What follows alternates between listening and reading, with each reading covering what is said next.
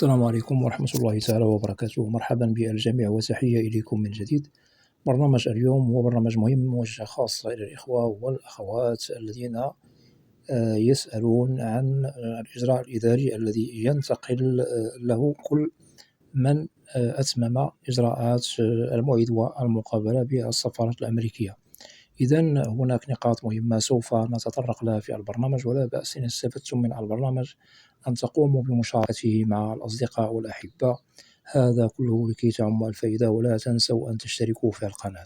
إذن إلى كل من يسألون عن ما هو الانتقال إلى إجراء إداري، سواء الذين هم مقبلون على المواعيد والمقابلات بالسفارة الأمريكية، وكذلك الإخوة الذين أصلا انتقلوا إلى إجراء إداري رغم أنهم اجتازوا مقابلاتهم بالسفارة الأمريكية. إذن التعريف بالإجراء الإداري هو إجراء تقوم به السفارة أو القنصلية الأمريكية في حالة أنهم وجدوا أن ملف الشخص المعني بالمقابلة تحوم الشكوك فيه. يعني ممكن أن هذا الشخص سبق له أن خرق هجرة إلى الولايات المتحدة الأمريكية أو هجرة إلى بلد آخر، أو أنه لديه سوابق يعني قانونية سواء في بلده الأم أو ببلد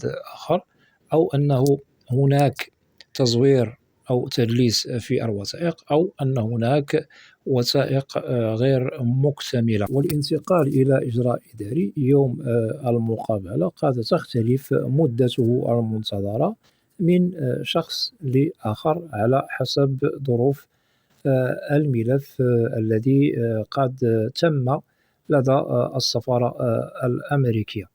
نقطة كذلك مهمة بالنسبة للإخوة والأخوات الذين هم مقبلون على المقابلات بالسفارة الأمريكية، قبل أن تتمموا إجراءاتكم يوم الموعد والمقابلة لازم أن تنظروا إلى ما لكم وما عليكم في ما يخص ملفكم، الوثائق. كذلك تنظروا هل سبق لكم أنكم خرقتم قانون هجرة سواء إلى الولايات المتحدة الأمريكية أو في بلد آخر. تنظروا إلى هل هناك من أخطاء في الوثائق، هل الملف مكتمل أم لا، هل تتوفر فيكم الشروط والمؤهلات. هذه الأشياء ضروري أننا نستبق فيها الأحداث قبل أن نقع في المحظور. والمحظور هو ممكن أن ما بعد الإجراء الإداري ممكن رفض التأشيرة، ممكن أنكم تتحصلوا على التأشيرة. هناك إخوة سوف نجد جميع الوثائق مكتملة، الشروط والمؤهلات كذلك موجودة إلى غير ذلك، وللأسف ينتقل إلى إجراء إداري. هؤلاء ننصحهم بعدم يعني الخوف والقلق ما بعد الإجراء الذي قد تم يوم المقابلة الذي انتقلتم له، فإن شاء الله ممكن أنكم تتحصلوا على التأشيرة بدون مشكل، هذا للتأكيد. والمدة قد تصل ما بعد انتقالكم إلى الإجراء الإداري ممكن أسبوع، ممكن أسبوعين، على حسب الظروف التي تخصكم. وهناك إجراءات إدارية قد ينتقل لها الشخص تستغرق مدة طويلة. بالنسبة لرفض التأشيرة ما بعد الإجراء الإداري أو منحها يظل بين قوسين على حسب الظروف التي تتعلق بملف الشخص المعني بيوم الموعد والمقابلة. إذن الانتقال إلى إجراء إداري يمكن لنا أننا نستبشر فيه خيرا ما بعد المقابلة، وممكن للذين هم لديهم مشاكل في الملف إلى غير ذلك لا يستبشروا خيرا، لأنه ممكن أنهم لن يتحصلوا على التأشيرة. هذا للتأكيد، لأنني استقبلت بعض الأسئلة من طرف إخوة وأخوات انتقلوا إلى إجراء إداري منذ فترة طويلة، وهناك من انتقلوا إلى إجراء إداري منذ مدة ليست بالطويلة، ولا زالوا ينتظرون، لديهم قلق وحيرة. ندعوكم بعدم الحيرة والقلق ونستبشر خيرا. ومصير الحصول على الفيزا يوم الموعد والمقابلة ما بعد الإجراء الإداري يظل يعني مسطورا ريثما تنظر يعني السفارة أو القنصلية الأمريكية في ملف الشخص المعني بالمقابلة، وأكيد يأتيه الرد لا محال. وهناك توقيت كما وضحنا يفرق ما بين ملف وملف آخر، سواء مقدمون على تأشيرة للهجرة أو مقدمون على تأشيرات لغير الهجرة. إذا ننصح كل من هم معنيون بالتقديم على تأشيرات دخول إلى الولايات المتحدة الأمريكية لازم النظر إلى كل صغيرة وكبيرة تتعلق بالفئة أو النوع الذي قدمتم عليه من تأشيرات دخول إلى أمريكا. هذا أكيد سوف يحميكم من مشكل الانتقال إلى إجراء إداري يوم الموعد والمقابلة.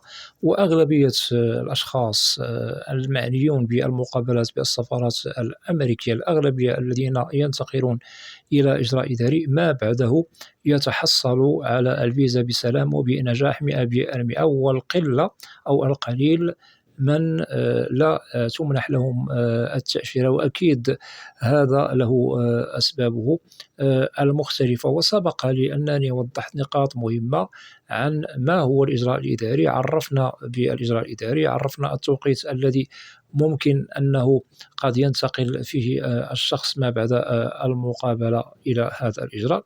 كذلك عرفنا بمن هم المعنيون بالانتقال إلى إجراء إداري، إلى غير ذلك من المعلومات المهمة التي ممكن أن تجدوها عبر القناة. وأنصح الإخوة والأخوات المعنيون بالأمر والذين هم طارحون لهذا التساؤل المهم عن الانتقال إلى إجراء إداري يوم الموعد والمقابلة أن تعودوا إلى القناة وسوف تستفيدوا أكثر وأكثر. بالطبع أنا قمت بتنزيل هذا البرنامج خدمة لكم وتلبية لمتطلبات الإخوة الذين هم معنيون بالأمر، ومنهم من سبق أن وضحت في بداية الفيديو من هم لا زالوا ينتظرون مدة أو فترة طويلة لأنهم انتقلوا إلى إجراء إداري، ومنهم من انتقلوا إلى إجراء إداري منذ فترة يعني بالقصيرة، ومنهم من لا زالوا إن شاء الله لديهم مواعيد ومقابلات